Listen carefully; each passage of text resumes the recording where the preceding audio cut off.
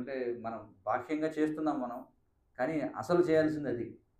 ఎందుకంటే అదే కదా చివరి శ్లోకంలో 72వ శ్లోకంలో కృష్ణుడు ఏం చెప్తున్నాడు? ఈ విధమైన మానసిక స్థితిలో మరణ సమయంలో కూడా ఉంటే నువ్వు అప్పుడు బ్రహ్మ నిర్వాణం అధిగచ్చతి అని చెప్పారు. అది చాలా ముఖ్యమైన విషయం అన్నమాట. కాబట్టి మనసును నియంత్రించడం చాలా చాలా ముఖ్యం. అదే ఆధ్యాత్మిక జీవితానికి వెన్నెముక లాంటిదనమాట. అర్థమవుతుంది కదా! తర్వాత శ్లోకంలో ఏం చెప్పాడు? దుఃఖేష్వనుద్విగ్నమనాః సుఖేషు విగతస్పృహః వీతరాగ భయక్రోధః స్థితధీర్మునిరుచ్యతే అని చెప్పాడు. ఇంక తర్వాత ఏమిటి ఆధ్యాత్మిక జీవితం? మొట్టమొదటి చెప్పాడు ఏమిటి? మానసిక కల్పన ఆపాలి. మానసికంగా భోగించడం ఆపాలి. అంటే కర్మేంద్రియాలను నియంత్రించినప్పటికీ ఏం చేస్తుంటాం మనం? మనసుతోటి అన్నీ కూడా భోగిస్తూ ఉంటాం. అది ముందు పూర్తిగా తీసివేయాలి. తర్వాత ఏమంటున్నాడు? जो यत्र तापों के होने पर भी मन में विचलित नहीं होता अथवा सुख में प्रसन्न नहीं होता और जो आसक्ति भय तथा क्रोध से मुक्त है वह स्थिर मन वाला मुनि कहलाता है. నేను ఎవరు అడుగుతున్నారు ఏమిటండి ఎవరు భక్తి చేసినా సరే ఎన్ని పూజలు చేసినా సరే వాళ్ళు ఎన్నో కష్టాలు ఉండడం చూస్తున్నాం ఏంటండి. కానీ ఇక్కడ ఆధ్యాత్మిక జీవితం అంటే కృష్ణుడు ఏమంటున్నాడు? వాళ్ళకి కష్టాలు రావు అని అంటున్నాడా? ఇప్పుడు ఎక్కడైనా కృష్ణుడు కష్టాలు రావని ఏమంటలేదు ఇక్కడ. జో త్రైతాపంకే హోనేపరం అంటే తాపత్రయములు అని చెప్పంటాం. తాపత్రయములు అంటే ఏమిటి? మన మనసు వల్ల అంటే మన సూక్ష్మ స్థూల దేహాల వల్ల వచ్చే ఇబ్బందులు, అలాగే ఇతరుల సూక్ష్మ స్థూల దేహాల వల్ల వచ్చే ఇబ్బందులు, అలాగే దేవతల వల్ల వచ్చేటువంటి ఇబ్బందులు, అవి కలిగినప్పటికీ కూడా మనసులో విచలితం కాడట. అంటే జరుగుతుంటాయి, జరగకుండా ఉండవు. ఈ భౌతిక ప్రపంచంలోకి వచ్చామంటే తప్పదు ఇవన్నీ కూడా. కానీ మనసులో ఇప్పుడు కూడా విచలితం కాదు, బాధపడడం అన్నమాట. అలాగే సుఖమే ప్రసన్న నహి హోతా హై. సుఖం వచ్చినప్పుడు పార్టీ, వాడి బర్త్డే పార్టీ చాలామంది బయట చూస్తాం. వాడికి పెళ్ళి అయిందంటే ఊళ్ళో ఎవరికి నిద్ర ఉండదు అన్నమాట. అంతే కదా. భౌతిక ప్రపంచంలో వాడు ఎవరిని పుట్టాడంటే, వాడు చచ్చాడంటే, వాడికి ఏమైనా సరే, వాడికి కోపం వచ్చినా, వాడికి ఆనందం వచ్చినా పక్క వాడిని నిద్రపోనివ్వడు. ఇక్కడేమో కానీ అక్కడ పట్టణాల్లో చూస్తుంటాం మా వైపు. బండ్లకి సైలెన్సర్లు పీకేసి రోడ్డు మీద తిరుగుతూ ఉంటారు. సుఖం వచ్చినా తట్టుకోలేడు వాడు, దుఃఖం వచ్చినా తట్టుకోలేడు. ఇంకేమంటారు?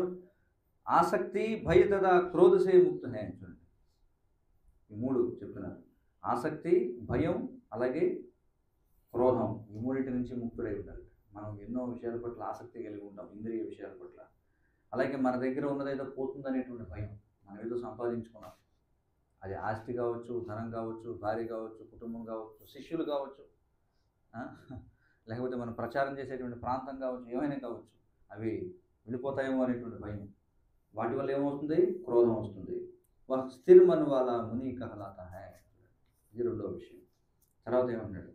యస్ సర్వత్రా నభిస్నేహ తత్తత్ ప్రాప్య శుభాశుభం నాభినందతి న ద్వేష్టి తస్య ప్రజ్ఞా ప్రతిష్ఠిత. చూడండి ఏమంటాడు? इस भौतिक जगत में जो व्यक्ति ना तो शुभ की प्राप्ति से हर्षित होता है और ना अशुभ के प्राप्त होने पर उसे घृणा करता है वह पूर्ण ज्ञान में स्थिर होता है. మళ్ళీ అదే దాంట్లో మనం చూసాం, అదే మళ్ళీ మనకు వచ్చింది. ఏమన్నారు? శుభం ప్రాప్తించినప్పుడు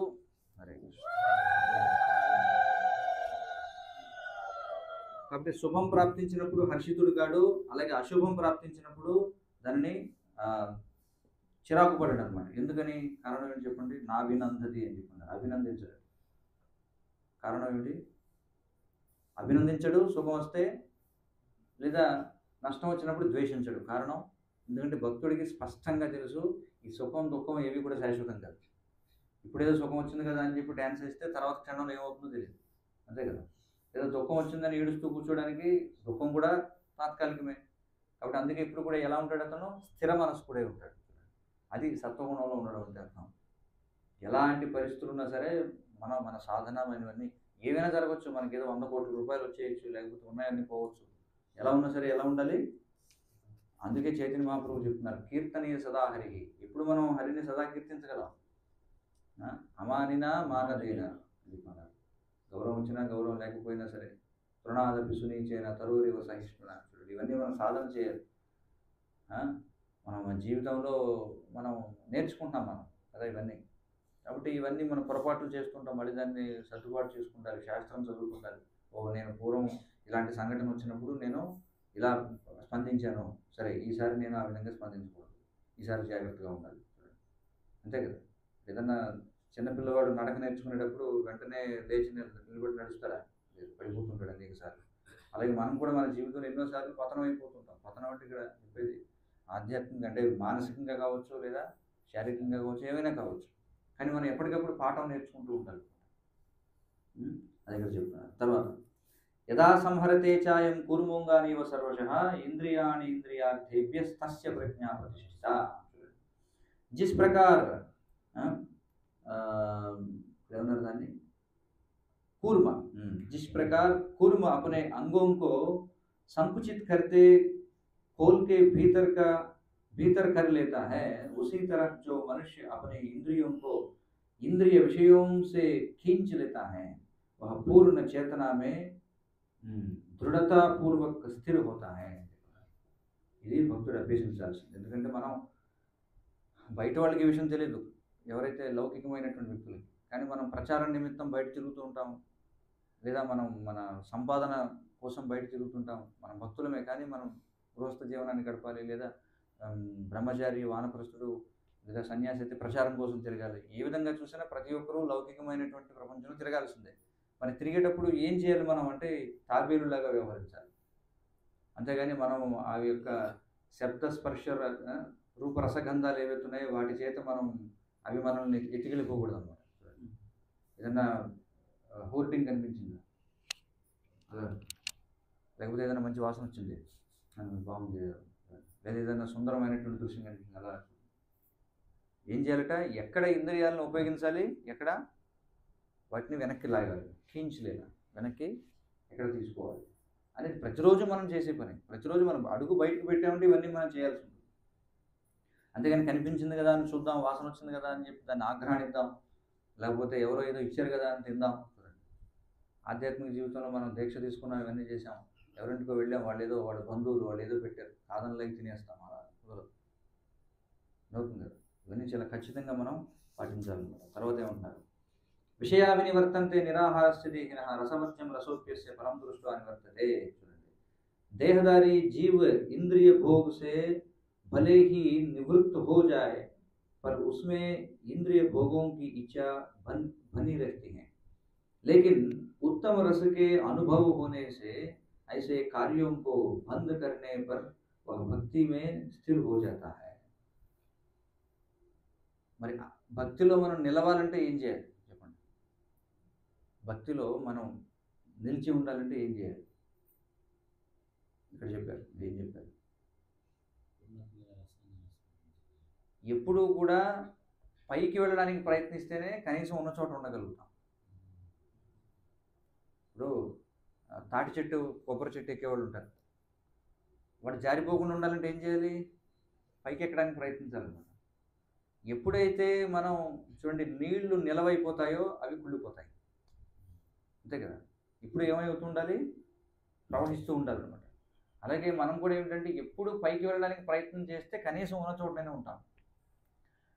ఎప్పుడైతే మనం ఈ ఆధ్యాత్మిక విషయాల పట్ల ఆసక్తి వదిలిపెట్టి, అంటే భాగవతం వినడం, లేకపోతే కీర్తన చేయడం, లేకపోతే సేవ చేయడం, వీటిలో మనం పాల్గొనకుండా ఉంటామో అప్పుడు ఏమైనా ప్రాకృత రసం ఆకర్షితం అయిపోతాం, అర్థమవుతుంది కదా. కాబట్టి ఎప్పుడు కూడా మనం ఏంటంటే ఉన్నతమైన రుచిని పెంపొందించుకోవడానికి ప్రయత్నం చేయాలి. మన మనసుకి ఉన్నతమైనటువంటి నిమగ్నతనివ్వాలి. లేకపోతే ఏం చేస్తుంది? అది సహజంగానే అధమమైనటువంటి వాటి మీద వెళ్ళిపోతున్నారు. భక్తుడా అభక్తుడా అనేది మనసుకి సంబంధం లేదన్నమాట. మనసుకి నువ్వు భక్తుడవా లేకపోతే నువ్వు అభక్తుడు అనే దానికి సంబంధం లేదు, దాని పనిలో అది ఉంటుంది. కాబట్టి ఎప్పుడు కూడా ఏం చేయాలంటే మనం మన చైతన్యాన్ని ఎప్పుడు కూడా, అందుకే బీ కృష్ణ కాన్షియస్ అంటారు ప్రోగ్రామ్. ఎప్పుడు కూడా దానికి మనం సాధన చేయాలన్నమాట. సాధన అంటే అదే, సహజంగా మన మనసు వెళ్ళిపోదు అక్కడికి, సహజంగా మన మనసు భగవంతుడిపై లగ్నం, అది చాలా ఉన్నతమైనటువంటి స్థితి. కానీ మనం సాధన స్థితిలో ఉన్నాం కాబట్టి మనం ఎప్పుడూ సాధన పూర్వకంగా మనసు వెళ్ళిపోతుంది, మళ్ళీ దాని వెనక్కి రావాలి. లేదు, మనం ఉన్నతమైన దాని మీద మనం దాన్ని పెట్టాలి. ఎందుకంటే అనేక రకాల ఇంద్రియాలపై అది మనసు వెళుతూ ఉంటుంది కాబట్టి మనం నియంత్రించుకుంటూ ఉండాలి. ఇప్పుడు కూడా ఉన్నతమైనటువంటి దానిపై మనం లగ్నం చేయాలి, అప్పుడు అధమానికి వెళ్లకుండా ఉంటుంది. అంతేగాని ఉన్నతమైన దానికోసం ప్రయత్నించడం మానేసామనుకోండి, అప్పుడు ఏమవుతాం? పతనం అయిపోతాం. పతనం అవ్వకుండా ఉండాలంటే పైకి ఎక్కడానికి ప్రయత్నించాలి. అది ఇక్కడ చెప్తున్నారు. యతతోహ్యపి కౌంతేయ పురుషస్య విపశ్చితః ఇంద్రియాణి ప్రమాదీని హరంతి ప్రసవం మనః. ఎందుకు ఇప్పుడు ఈ శ్లోకానికి వివరణ ఇస్తున్నారు కింద, విషయ వినివర్తంతి అనే దానికి. ఎందుకని ఉన్నతమైన దాని పట్ల ఎప్పుడు రుచి ఉండాలి ఇప్పుడు చెప్తున్నారు. हे अर्जुन, इंद्रियां इतनी प्रबल तथा वेगवान है कि वे उस विवेकी पुरुष के मन को भी बलपूर्वक हर लेती हैं, जो उन्हें वश में करने का प्रयत्न करता है. చూడండి, ఎవరైతే దాన్ని వశంలో ఉంచుకోవడానికి ప్రయత్నం చేస్తారో ఏం చేస్తుందంటే మనసు బలవంతంగా ఏం చేస్తుందంటే వివేకవంతుడైనటువంటి పురుషుని యొక్క మనసుని కూడా ఈ ఇంద్రియాలు ఎంత ప్రబలమైనటువంటి అంటే అవి లాగేస్తాయి. అలా చేయకుండా ఉండాలంటే, జరగకుండా ఉండాలంటే ఏం చేయమంటున్నాడు? అందుకే కృష్ణుడు ఇక్కడ ముందు శ్లోకంలో చెప్పాడు కదా, ఏం చేయాలి? రసవర్జ్యం రసోప్యస్య పరం దృష్ట్వా నివర్తతే. ఇప్పుడైతే మనం ఈజీగా చెప్పేది చాలా సులభంగా, పలానావాడు రోజు భాగవతం చదవడం లేదా, రోజు మంగళారతికి రావడం లేదా, రోజు సేవ చేయడం లేదా, అయితే అయిపోయాడు పని అయిపోయింది. ప్రయత్నం చేయాలి ఎప్పటికప్పుడు. చూడండి, అది చెప్తున్నాడు. తర్వాత तानि सर्वाणि संयम्य युक्त आसीत मत्परः वशे हि यस्येन्द्रियाणि तस्य प्रज्ञा प्रतिष्ठिता. जो इंद्रियों को पूर्णतया वश में रखते हुए इंद्रिय संयमन करता है और अपनी चेतना को मुझ में स्थिर कर देता है, वह मनुष्य स्थिर बुद्धि कहलाता है. अब ఇక్కడ ఏమన్నారంటే, ఎవరైతే ఇంద్రియాలను పూర్తిగా వశంలో ఉంచుకొని ఏం చేస్తారు? ఇంద్రియ సంయమనం చేస్తాడో, అలాగే తన యొక్క చైతన్యాన్ని నాపై స్థిరం చేస్తాడో. అందుకే మనకి తర్వాత శ్లోకాల్లో వస్తుంది, ఇంద్రియాణి పరాణ్యాహు ఇంద్రియేభ్యో పరమనః మనసస్తు పరాబుద్ధి యో బుద్ధే పరతస్తు సహా. మరి మనకు బుద్ధి పనిచేయాలంటే ఏం చేయాలి? మన కోరిక సరిగ్గా ఉండాలి. మన కోరిక ఎలా ఉంటే మనకు బుద్ధి ఎలాగే ఇస్తాడు భగవంతుడు. అందుకే మన కోరిక ఎల్లప్పుడూ కూడా భగవంతుడిని ఎలా సేవించాలా, నన్ను నేను ఎలా పవిత్రం చేసుకోవాలా అనేటువంటి కోరిక కలిగి ఉంటే అప్పుడు భగవంతుడు మనకు సరైన బుద్ధి ఇస్తాడు. ఎప్పుడైతే సరైన బుద్ధి లభిస్తుందో అప్పుడు మనసు నియంత్రణలో ఉంటుంది. మనసు ఎప్పుడైతే నియంత్రణలో ఉంటుందో అప్పుడు జ్ఞానేంద్రియాలు నియంత్రణలో ఉంటాయి. జ్ఞానేంద్రియాలు నియంత్రణలో ఉంటే కర్మేంద్రియాలు కూడా నియంత్రణలో ఉంటాయి. అందుకే ఇక్కడ ఏమంటున్నాడంటే, ఇవన్నీ సరిగా ఉండాలంటే ఏం చేయాలంటున్నాడు? యుక్త ఆసీత మత్పరః, చైతన్యాన్ని నా యందు లగ్నం చేయాలి. అది కృష్ణ చైతన్యం. అందుకే శ్రీల ప్రభుపాదులు గారు చెప్పారు, చైతన్యం బాగుంటే అన్నీ బాగుంటాయి, చైతన్యం బాగోకపోతే మిగతావన్నీ పక్కదారి పడతాయి. తర్వాత ధ్యాయతో విషయాన్ పుంసః సంగస్తేషు ఉపజాయతే సంగాత్ సంజాయతే కామః కామాత్ క్రోధోపి జాయతే. ఎందుకని చైతన్యాన్ని ఎప్పుడు కూడా భగవంతుడిపై లగ్నం చేయాలి? వేరే వాటిపై లగ్నం చేసామనుకోండి ఏమవుతుందట? సంగస్తేషు ఉపజాయతే, వాటి పట్ల సంఘం ఏర్పడుతుంది, ఆసక్తి ఉత్పన్నమవుతుంది. తర్వాత ఏమవుతుంది? సంఘం వలన కామం వస్తుంది, అంటే భోగించాలనేటువంటి కోరికలు. రోజు మనం అదే బజ్జీ మిక్చర్ బండి మీద నుంచి వెళుతున్నాం అనుకోండి, రోజు అదే వాసన వస్తుంది అనుకోండి, ఏమవుతుంది? మెల్లమెల్లగా వాడికి, అంటే మనం భక్తులం కాబట్టి మనకి నియమం ఉంది కాబట్టి మనం ఎలాంటి వాసన వచ్చినా సరే మనం తినకూడదు కాబట్టి మనకు పని లేదనుకుంటాం. బయట వాడైతే ఏం చేస్తాడు? 2 రోజులు 3 రోజులు చూస్తాడు, 4 రోజులు బండి అక్కడే ఉంటుంది. అర్థమవుతుంది కదా? మరి కామం వల్ల ఏమవుతుందట? క్రోధోపి జాయతే. ఎప్పుడైతే తన కోరిక తీర్చుకోలేనప్పుడు క్రోధం వస్తుంది. క్రోధాత్ భవతి సమ్మోహాత్ స్మృతి విభ్రమః స్మృతి భ్రంశాత్ బుద్ధినాశో బుద్ధినాశాత్ ప్రణశ్యతి. ఏమవుతుంది? క్రోధం వలన మోహం వస్తుంది. ఆ క్రోధంలో వాడు ఏం చేస్తున్నాడో, వాడు కోపంతో ఉన్నవాడు ఎవరిని కొడతాడో ఏమిటో తెలియదు. ఒకసారి పిల్లలకి కోపం వస్తే తల్లిని తండ్రిని గుద్దేస్తుంటాడు కదా, చూస్తుంటాం కదా పిల్లలు. పెద్దవాడు అయిన తర్వాత వాడు ఇంట్లో ఉన్న తల్లిదండ్రులనే అరుస్తుంటాడు, కొడుతుంటాడు, పెద్దవాళ్ళ మీద వాళ్ళ మీద. చూడండి, వాడు ఏమైనా చేస్తాడు మోహంలో ఉన్నవాడు. మోహం వల్ల ఏమవుతుందట? స్మృతి విభ్రమ, అన్ని మర్చిపోతాడు, శాస్త్ర నిర్దేశాలన్నీ మర్చిపోతాడు. శాస్త్రం అలా చెప్పింది ఇలా చెప్పింది. కోపంగా ఉన్నప్పుడు అంటే మనిషి ఏమేం చేయకూడదనే శాస్త్ర నిర్దేశాలన్నీ మర్చిపోతాడు ఎప్పుడైతే మోహంలో ఉంటాడు. ఎప్పుడైతే స్మృతి విభ్రమ, స్మృతి భ్రమిస్తుందో అప్పుడు ఏమవుతుంది? బుద్ధి నశిస్తుంది. బుద్ధి నశిస్తే ఏమవుతుంది? అంటే మళ్ళీ సంసారకర్తంలో పడిపోతాం, పతనం అయిపోతాం. రాగద్వేష విముక్త ఇస్తూ విషయాన్ ఇంద్రియేశ్చరన్ ఆత్మవశ్యేర్ విధేయాత్మ ప్రసాదమతి గచ్చతి అన్నారు.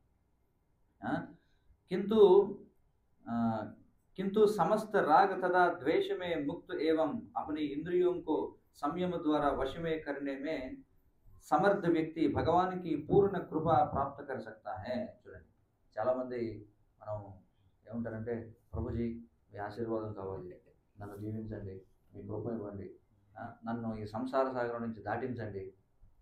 సరే నేను చేస్తాను, నువ్వేం చేస్తావు మరి? టీవీ చూస్తా కూర్చుంటావా? కృప కావాలి నీకు, సరే బాగానే ఉంది, కృప ఇస్తాం, కానీ కృప ఎలా వస్తుంది? ఏం చెప్పారు ఈ శ్లోకంలో? నియమాలు పాటిస్తే కృప వస్తుంది. నియమాలు పాటించేవాడు ప్రత్యేకించి ప్రార్థన చేయక్కర్లేదు, వస్తుంది కృప. ఇక్కడ అదే చెప్తున్నారు. ఏమంటున్నారు? రాగద్వేష విముక్త ఇస్తూ, రాగం అంటే ఆసక్తిని, ద్వేషాన్ని వీటిని విడిచిపెడితే, విషయానింద్రియ ఇశ్చరణ, ఇంద్రియాలని సంయమనం చేసుకుంటే, ఆత్మవశ్యేర్ విధేయాత్మ, ఆ విధమైనటువంటి వ్యక్తికి ఏమవుతుందట? భగవానికి పూర్ణ కృప ప్రాప్త కర సక్తా హై. అంతేగాని చెప్పిన నియమాలు పాటించట్లేదు, మంగళారతికి రావట్లేదు, జపం చేయట్లేదు, 4 నియమాలు సరిగ్గా పాటించట్లేదు, కేవలం ప్రసాదమే తినరా అంటే అప్పుడప్పుడు అది ఇది కూడా తింటాడు, ఇలాంటివన్నీ చేస్తాడు. భగవద్గీత ఖాళీ ఉంటే భగవద్గీత భాగవతం చదువు నాయన అంటే చదవడు. ఇవన్నీ చేయకుండా నాకు కృప కావాలి, నాకు కృప కావాలి, నాకు కృప కావాలంటే ఎలా వస్తుంది? ఎప్పుడైతే నియమాలు పాటిస్తామో కృప వస్తుంది సహజంగానే. తర్వాత ఏమవుతుంది? కృప వస్తే ఏమవుతుంది చూడండి. ప్రసాదే సర్వ దుఃఖానాం హానిరస్య ఉపజాయతే ప్రసన్న చేతసో వ్యాసు బుద్ధి పర్యవతిష్టతే అని చెప్పారు. తర్వాత ఏమవుతుందట?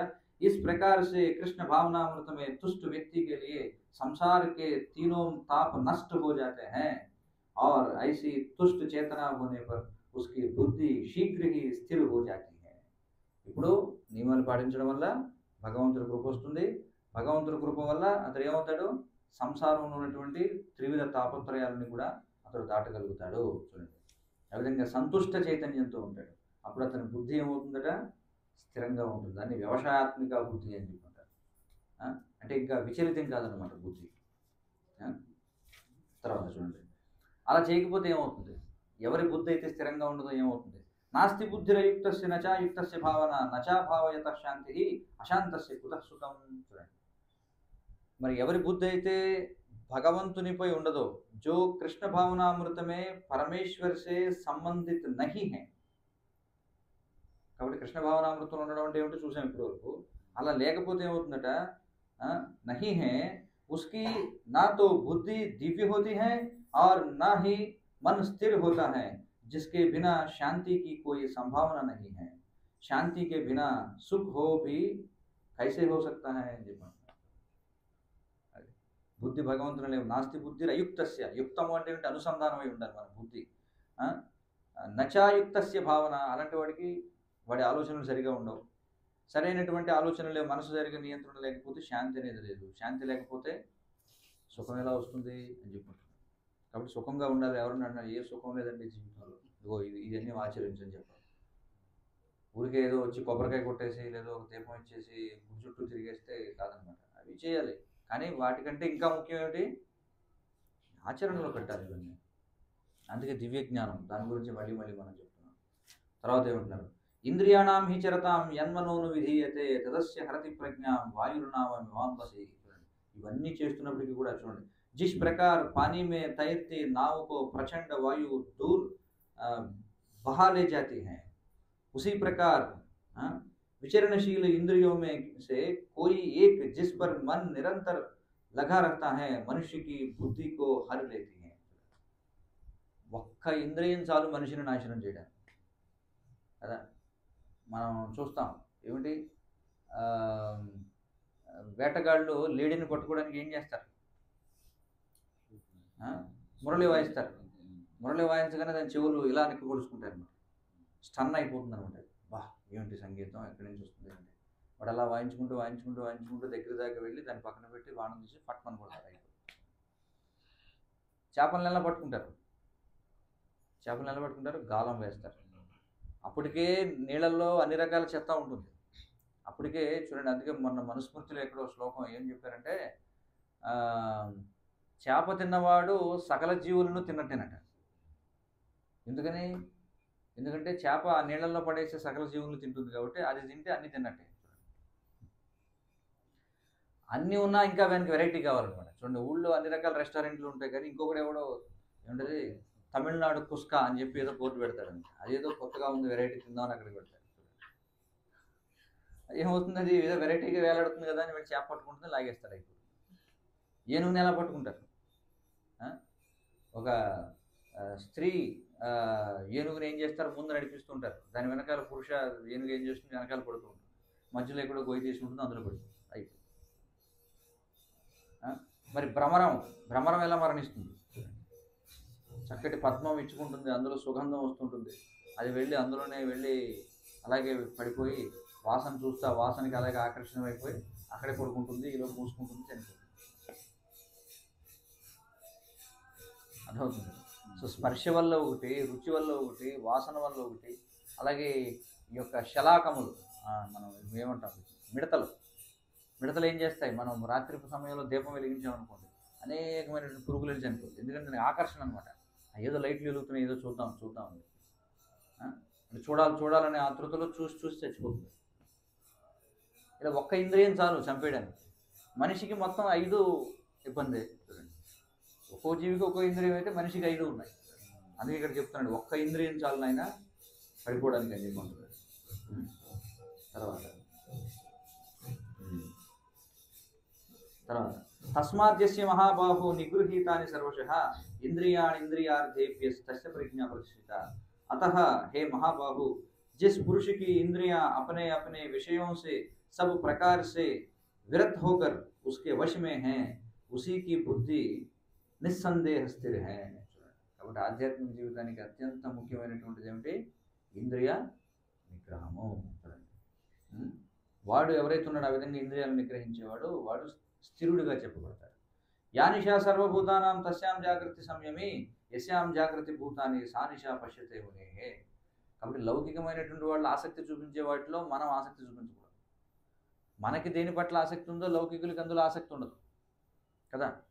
కాబట్టి మనం ఏం చేయాలి? లౌకికులు ఆసక్తి చూపించే వాటిలో మనం ఆసక్తి చూపించకూడదు. క్రికెట్ మ్యాచ్ ఏమైంది, ఇండియా గెలిచిందా, లేకపోతే ఇండియా వాళ్ళు గెలిచారు, ఎందుకంటే లేకపోతే వ్యాపారాల్లో షేర్ మార్కెట్లు ఎలా ఉన్నాయి, ఇవన్నీ లౌకికమైనటువంటి వాళ్ళు ఆలోచించే విషయాలు. సినిమాలు ఏమొస్తున్నాయి, లేకపోతే లౌకికమైన వాళ్ళకి ఎందులో ఆసక్తి, పక్కవాడి స్టేటస్ ఏంటి, ఫోన్లో వాడి స్టేటస్ ఏంటి, వీడి స్టేటస్ ఏంటి, ఇన్స్టాగ్రామ్లో రీల్ ఏం పెట్టారు, లేకపోతే యూట్యూబ్లో వాడు ఏమంటాడు, వాడు ఫోటో ఏం పెట్టుకున్నాడు చూడండి, అంతే కదా. ఫేస్బుక్లో వీళ్ళు ఏం చేస్తున్నారు, వాళ్ళు ఏం చేస్తున్నారు, భక్తులు కూడా నేను చెప్పేది కదా. మనకి చక్కగా జపమాలకి ఒక రంధ్రం ఇచ్చారు, ఒక ఏలు బయట పెట్టుకోవడానికి. ఎందుకోసం అది ముందే ఆలోచించారు, భవిష్యత్తులో వచ్చే వాళ్ళకి ఒక ఏలు బయట ఉండాలి, స్మార్ట్ ఫోన్ వాడాలి కదా, మరి అందుకోసం. అంతేనా? దానికోసం ఏముంటుంది, వేలు ఎందుకు బయట పెడతాం మనం? స్మార్ట్ ఫోన్ కోసం. పిల్లలు అదే అనుకుంటారు కొన్నాళ్ళకి. ఎందుకంటే పెద్దలు చాలామంది వాళ్ళు జపం చేస్తూ అందులో వేలు బయట పెట్టి అనుకుంటూ ఉంటే పిల్లలు కూడా ఒక వేలు అందుకేనేమో బయట పెట్టాల్సింది అనుకుంటారు. ఆశ్చర్యం కాదు, చాలామంది అలా అనుకుంటూ ఉండొచ్చు కూడా పిల్లలు ఇప్పుడు. కాబట్టి ఏవైతే లౌకికులు ఆసక్తి చూపిస్తారో అందులో మనం ఆసక్తి చూపించకూడదు. అదే చెప్తారు. ఆపూర్యమాణమచల ప్రతిష్టం సముద్రమాప ప్రవిశంతి యత్ర తద్వత్ కామాయం ప్రవిశంతి సర్వే సశాంతిమాప్నోతి న కామకామి. చూడండి, ఇంక భౌతిక ప్రపంచంలో ఉన్నామంటే భౌతిక పురుగులు వస్తూనే ఉంటాయి, కానీ వచ్చినా సరే ఎలా ఉండాలంట, సముద్రంలో ఏ విధంగా అయితే మరి వర్షాకాలం చూడండి నదులు ఉప్పొంగి వరదలాగా వస్తుంటాయి, అలాంటివి ఎన్నో నదులు వెళ్ళి సముద్రంలో కలుస్తున్నప్పటికీ సముద్రం దాని యొక్క పరిమాణాన్ని పెంచుకోదు, ఎలా ఉంటుంది అలాగే ఉంటుంది.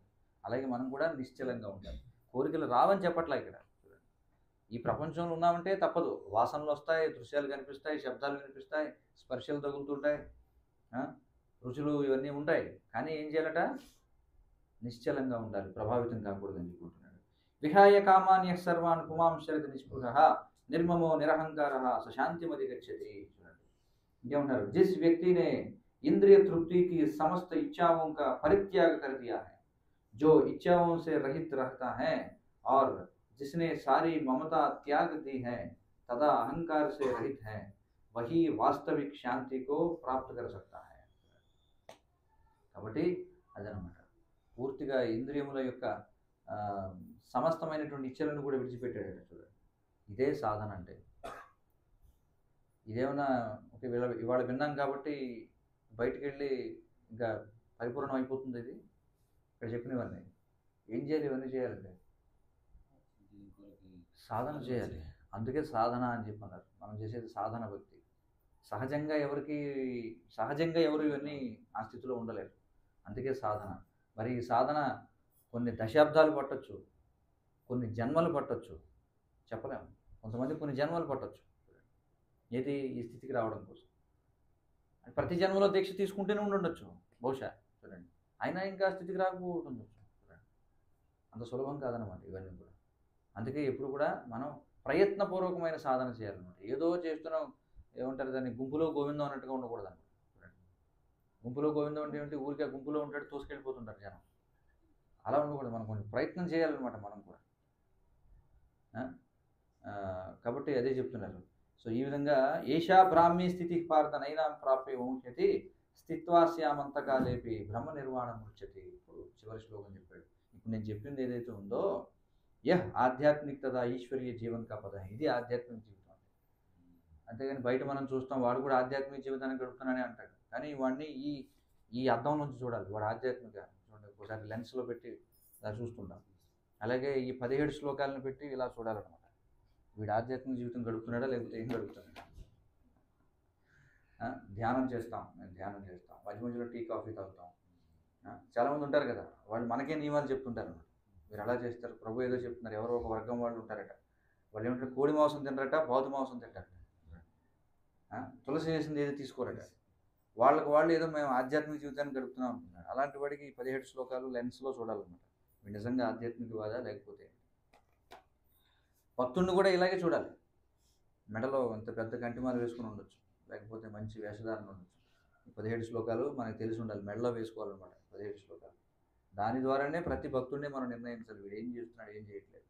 ఊరికే తిలకం పెట్టుకుని మంచి పెద్ద శిఖ, లేకపోతే ఇవన్నీ గలే మాల, భక్తున్న ఠాకులు వారు చెప్తారు, చేతిలో జపమాల ఉంది, మెడలో ఇవన్నీ ఉన్నాయి, చూడడానికి పెద్ద గోస్వామిలో ఉన్నాడు అంతా. కానీ 17 శ్లోకాలు చూడాలి, వీడు ఆధ్యాత్మిక జీవితం ఎంతవరకు గడుపుతున్నాడు. మరి ఇది కనుక మనం చేయగలిగితే, జిసే ప్రాప్త కరికే మనుష్య మోహిత నహి హోతా. యదీ కోయి జీవన్ చూడండి, ఇక్కడ చెప్తున్నాడు చూడండి, యదీ కోయి, ఒకవేళ ఎవరైనా అన్నదంటే అర్థం ఏమిటి, అంత సులభం కాదనమాట. కృష్ణుడే చెప్తున్నాడు, ఏమంటున్నాడు, యదీ కోయి జీవన్ మే అంతిమ సమయమే భీ ఇస్తర స్థితి హోయే. చూడండి, ఇందులో ఎంత అంతరార్థం ఉందో. ఎవడైనా ఒకవేళ అన్నాడంటే సాధారణంగా అందరూ చేయరనమాట. ఇంకో మాట ఏమని చెప్తున్నాడు, అంతిమ సమయమే భీ.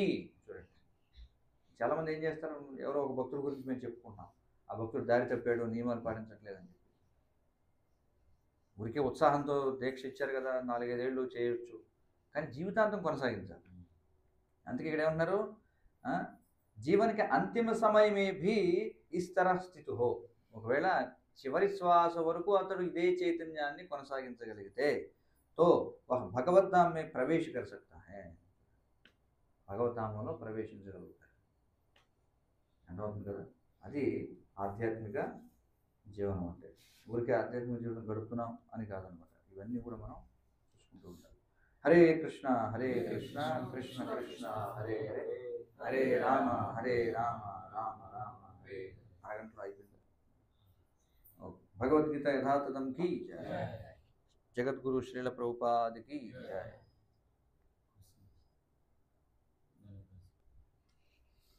ఎవరికైనా ఏమైనా ప్రశ్నలు సూచనలు ఉన్నాయా? చెప్పండి.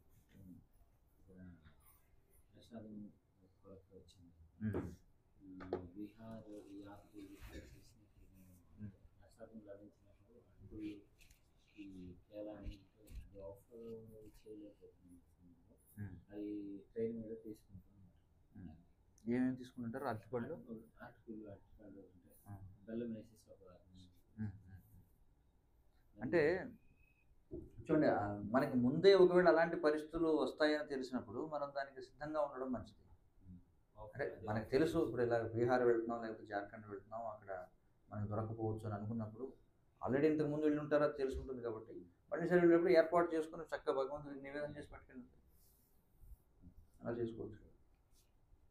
అప్పటికప్పుడు అంటే తప్పదు, ఒకసారి ఇవి అయిపోతున్నాయి కూడా, ఆ టైంలో మనం స్వామికి అర్పణ చేసి మానసికంగా అర్పణ చేసుకొని చేసుకోవచ్చు. కానీ ఎట్టి పరిస్థితుల్లో కూడా ఇతరులు ఉండింది రాజీ పడకూడదు ఎప్పుడు కూడా.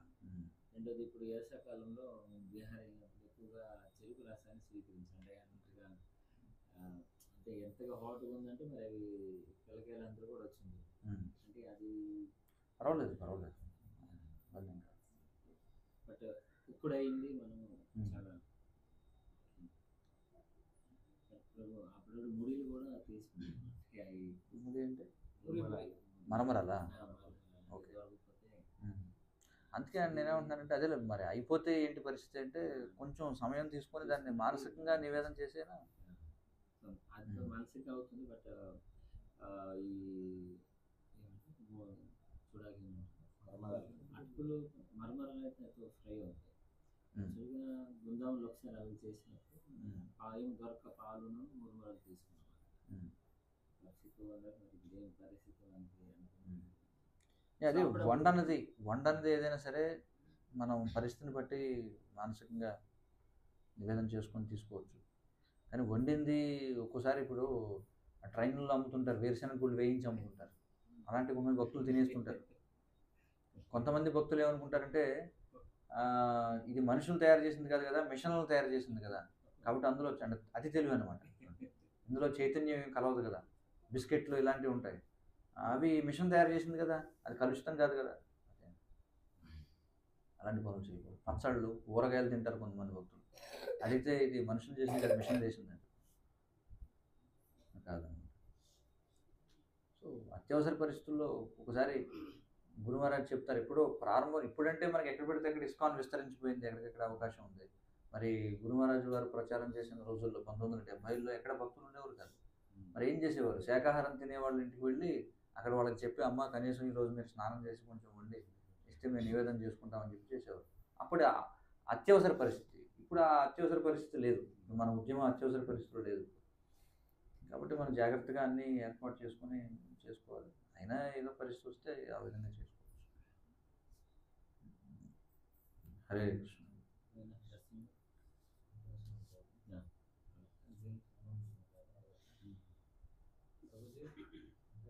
ప్రపంచంలో మనకి అందరూ పడిన వాళ్ళే, మనకి ఎవరు పడని వాళ్ళు ఎవరు లేరు.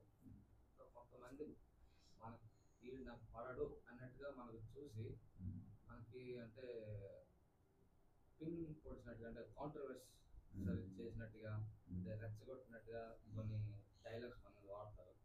సో అలాంటి సమయంలో మనకి వాళ్ళకి పవర్గా సమాధానం చెప్పడం కరెక్టా, లేకపోతే అంటే నలుగురిలో వేస్తారు కదా వాళ్ళు, ఏదైనా మాట అడుగుతారు, అప్పుడు మనం మౌనం పాటించాలా, లేదా ఏరియా ఖాళీ చేయాలా, లేకపోతే ఏం చేయాలి? ఏం చేయాలంటే సహించాలి ఒకటి. రెండోది అలా జరుగుతుంది అనుకుంటే ఆ సంఘంలోకి వెళ్ళకుండా ఉంటాం. మీరు ఆ వ్యక్తి ఎక్కడ ఉంటే అక్కడికి వెళ్ళకండి, అంతే అయిపోయి. అక్కడే మన పరిస్థితి ఉందంటే అంతే, ఆ వ్యక్తి అక్కడికి వస్తున్నాడు, నలుగురిలో వాడు ఉంటున్నాడంటే దాన్ని వదిలేసేయండి ఆ సంఘాన్ని. అంత సులభం కాదనమాట. ఆ సమయానికి మన త్రిగుణాలు మనం ఎలా ఉందాం అనుకున్నా మన నిజగుణం బయటకు వచ్చేస్తుంది. గొడవలు అయిపోతుంటే అరిచేసుకుంటుంటారు. అంటే వీడు అనుకుంటాడు ఏంటంటే నేను చాలా సహనంతో ఉండాలి, వాడు వచ్చినా నేను ఏం అనకూడదు. కానీ మనకి సాధన, మనం ఇంకా పవిత్రత లేదనుకోండి, ఆ టైంకి భగవంతుడు స్విచ్ చేసేస్తాడు అనమాట, ఆ గుణం బయటకు వచ్చేస్తుంది. సో అందుకే ఏమిటంటే అలాంటి పరిస్థితుల్ని మనం తప్పించుకోవడం లేదు. ఎన్ని మామూలు ఇంకా ఈ ప్రపంచంలో ఉన్నారంటే అవన్నీ లేకుండా ఎలా ఉంటాయి. హరే కృష్ణ.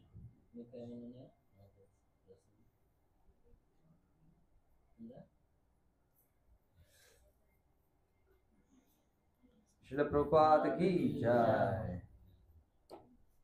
చాలా చాలా ధన్యవాదాలు.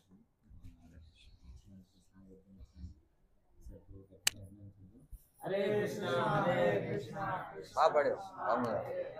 హరే రామ హరే రామ.